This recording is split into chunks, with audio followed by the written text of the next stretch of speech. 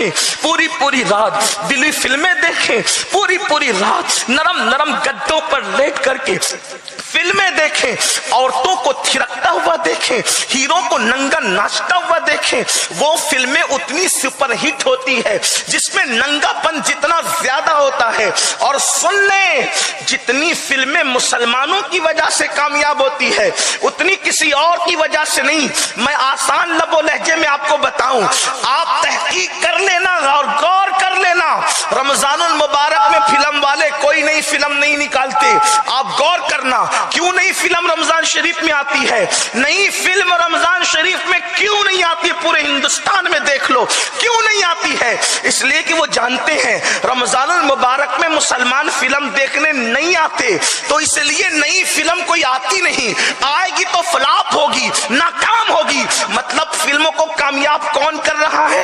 تم۔ اب آپ سے پوچھنا چاہتا ہوں، ایک مہینہ فلم نہ دیکھو تو مارکیٹ میں نئی فلم نہیں آتی، اگر پوری زندگی دیکھنا چھوڑ دو تو انشاءاللہ اس برائی کا خاتمہ ہو جائے گا۔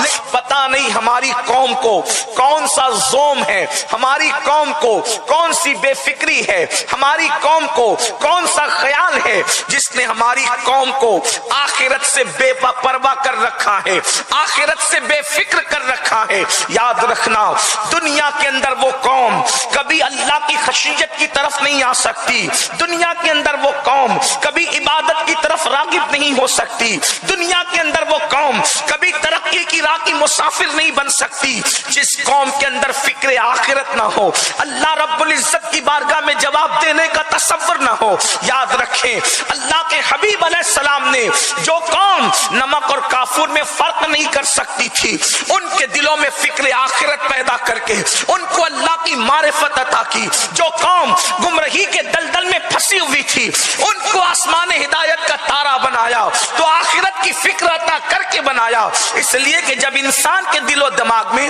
اللہ کی عدالت میں کھڑے ہونے کا تصور پیدا ہوتا ہے، جب انسان کو اللہ کی عدالت میں جواب دینے کا تصور پیدا ہوتا ہے، تو پھر انسان کے دل میں خشیت الہی پیدا ہوتی ہے، اللہ کا خوف پیدا ہوتا ہے۔ یاد رکھو اے میری قوم کے جوانوں، ایک دن وہ آنے والا ہے جس کو یوم آخر کہتے ہیں، یوم آخرت کہتے ہیں، اور اللہ کی عدالت میں کھڑے ہونا ہے۔ قرآن کہتا ہے اَيَحْسَبُ الْإِنسَانُ أَن يُتْرَكَ سُدًى، کیا انسان یہ تصور کرتا ہے کہ اس سے حساب نہیں لیا جائے گا؟ نہیں، انسانوں سے حساب لیا جائے گا، میرا اللہ جس سے چاہے گا حساب لے گا۔ اور یاد رکھنا، جب وہ حساب لے گا تو قرآن کہتا ہے فَمَن يَعْمَلْ مِثْقَالَ ذَرَّةٍ خَيْرًا يَرَهُ وَمَن يَعْمَلْ مِثْقَالَ ذَرَّةٍ شَرًّا يَرَهُ۔ ایک ذرے کے برابر تم نے نیکی کی ہوگی،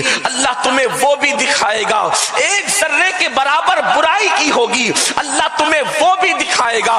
صحابہ کرام نے پوچھا یا رسول اللہ صلی اللہ علیہ وآلہ وسلم، ہمارے ماں باپ آپ پہ قربان، اللہ ہم سے کس کس چیز کے بارے میں حساب لے گا؟ وہ کیا کیا حساب لے گا؟ تو میرے کریم آقا غیب داں نبی صلی اللہ علیہ وآلہ وسلم نے فرمایا، تم نے کسی کی دیوار کو کھرچا ہوگا اور تمہارے ناخن